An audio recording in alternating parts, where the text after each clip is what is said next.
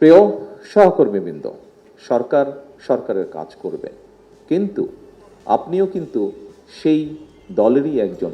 যে দলের সরকার, সেই দলের একজন আপনি কিন্তু কর্মী। আজকে সেই দলের কর্মী। সরকার তখনই সফল হতে পারবে যখন এই দলের কর্মী হিসাবে আপনি সরকারের প্রত্যেকটি সঠিক কার্যক্রমকে আপনি সহযোগিতা করতে থাকবেন।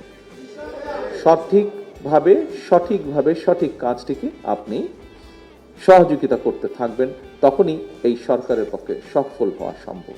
আমাদের সংসদের যে 214 জন এমপি, আমাদের যে 50 জন, আমি সহ 50 জন যে ক্যাবিনেট সদস্য আছেন, আমরা শুধু পরিশ্রম করলেই কিন্তু কার্যক্রমগুলি সফল হবে না।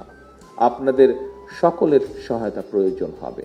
আপনারা প্রত্যেকটি মানুষ, সারা দেশের আনাচে কানাচে, আমাদের বিএনপি বলুন, যুবদল বলুন, ছাত্র দল বলুন, স্বেচ্ছাসেবক দল বলুন, মহিলা দল বলুন, আইনজীবী ফোরাম বলুন, তাঁতি দল বলুন, শ্রমিক দল বলুন, অর্থাৎ আমাদের মূল দল সহ প্রত্যেকটি অঙ্গ সহযোগী সংগঠনে, গ্রামে গঞ্জে, হাটে বাজারে, উপজেলায়, পৌরসভায়, বিভাগীয় শহরে, যেখানেই বলুন না কেন, 12 তারিখে নির্বাচনের আগে যেভাবে অক্লান্ত পরিশ্রমের মাধ্যমে এই দলকে আপনারা জিতিয়ে আনতে সক্ষম হয়েছেন, ঠিক জিতিয়ে আনার পরেই কিন্তু কাজ শেষ হয়ে যায়নি, বরং আমাদের সেই অক্লান্ত পরিশ্রমকে এখন আবারও কন্টিনিউ করতে হবে।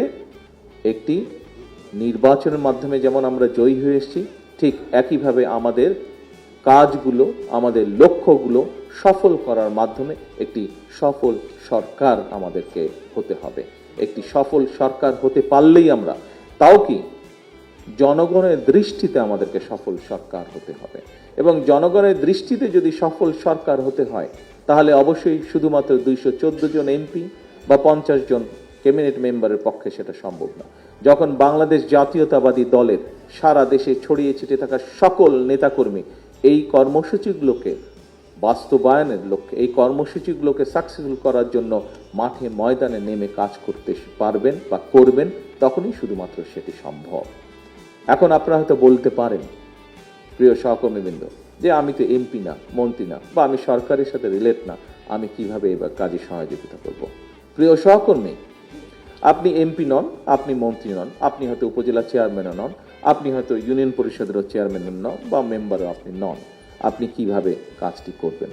আপনি একজন রাজনৈতিক কর্মী।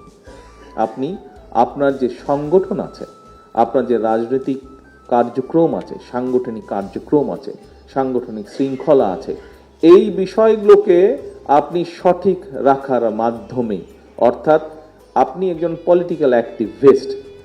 কাজী পলিটিক্যাল অ্যাক্টিভিস্ট হলে আপনি পলিটিক্স করার মাধ্যমেই আপনি দলকে সঠিক রাখবেন, এবং দলকে সঠিক রাখার মাধ্যমেই আপনি সরকারকে সহযোগিতা করতে সক্ষম হবেন।